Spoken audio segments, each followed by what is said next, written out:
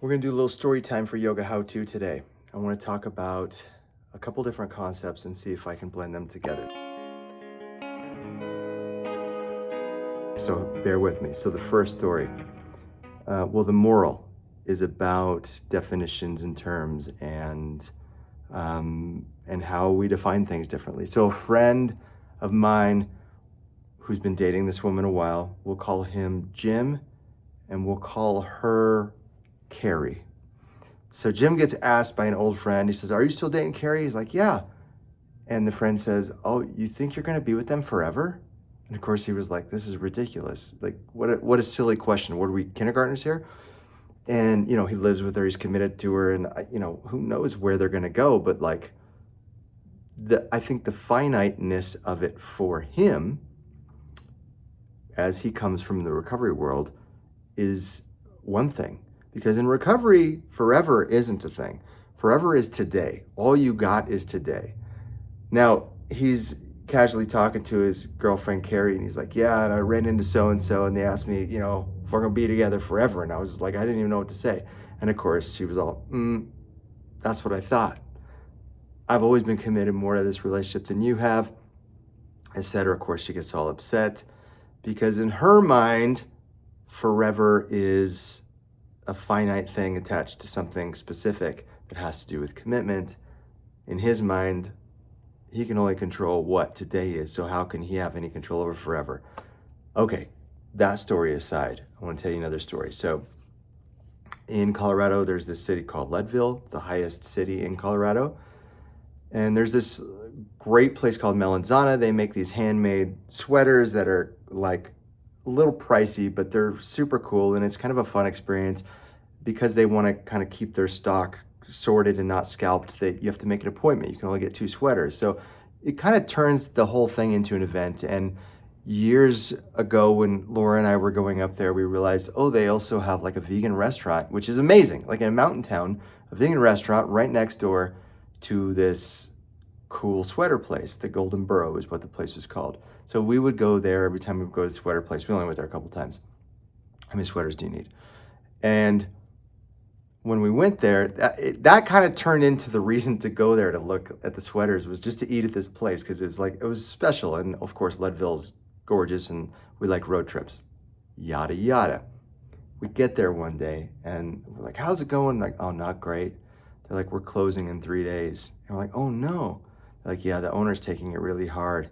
We're like, "Oh yeah?" And like, "Yeah, he's over there." And we look down and we just see the owner like literally kind of pacing, and he's got this kind of idle, desperate quality to him. And like, I just remember like looking over my shoulder and seeing him at the exact moment. I mean, the timing, the synchronicity of this, he just grabs a cinnamon bun and just shoves with both hands, mind you, the whole cinnamon bun into his mouth. And,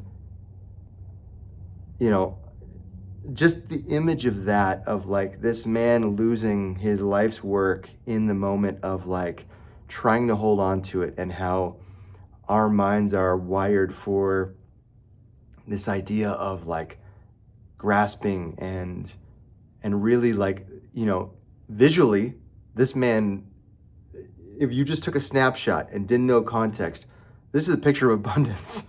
A man with one of the most delicious cinnamon buns you've ever had in your life just shoved into his mouth.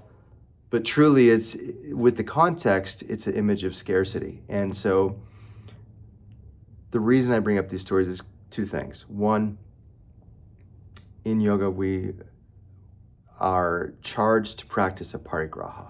This is the idea of non-grasping. And this is the subtler lesson to this, I would say, or maybe the more overt lesson to this is, what are we grasping for in our life? And even sometimes, how do the terms of the things that we define things as, what threads do they pull on that show us what we're grasping for, even when we're unconscious about it, even when we're shoving a cinnamon bun in our mouth to try to hold something forever and try to preserve it forever. And of course, Aparigraha, this non-grasping, it has to be balanced through, again, we're going to talk about discernment and Viveka. So obviously, one of the master lessons of yoga, especially in the current age, maybe no more profound reason why we need to be prioritizing our yoga practice than to cultivate proper discernment, to really recognize where we're at, where we come from, and where we're going, and not just be reacting in that space, not just to be unconscious in that space. I say all of this because I want to make a challenge to you. Listen to this, that I think, here we are midsummer. It's such a easy time to allow yourself to back burner your practice, to take things off. And it doesn't mean just when your practice says, I need something different. It doesn't mean just because maybe it's try handstand less or push less hard with pranayama or whatever it might be. It still needs your dedication and your commitment. And what I find living a life that has a very irregular routine, and I recognize that this storytelling time has kind of been all over the place, but this is the part where I really want you to take away something from this, is I want to challenge you to schedule your practice. I heard this quote recently: we don't rise to the level of our intentions, we rise to the level of what we have committed ourselves to. So how are you doing with your own priority of your practice? Because all you've got is today, and you don't need to shove the whole cinnamon bun in your mouth. Just lock it into your calendar, show up.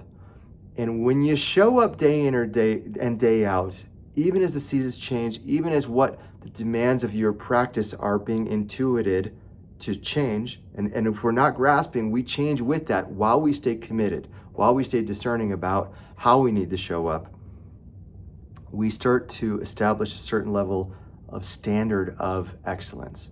And these days that we stack excellent mindset relationship, the way that we're integrating excellence into our day in, day out, when we stack this is what results in greatness. This is where we are shifting into the space of mastery, which is the sweet spot. Not mastering, not becoming a master, not a finite place. We don't want to grasp that. Allow the discernment to maintain that space to where the days equal weeks, equal truly a legacy and a relationship with your practice. So that's my challenge to you. I'm gonna be tough with you. Now, have you scheduled in your practice this week?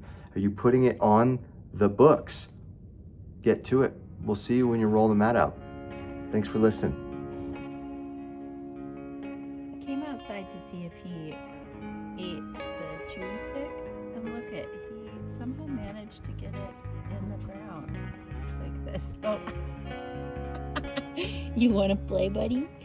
Do you want to play? Oh my gosh, Petey, you're adorable. Too cute.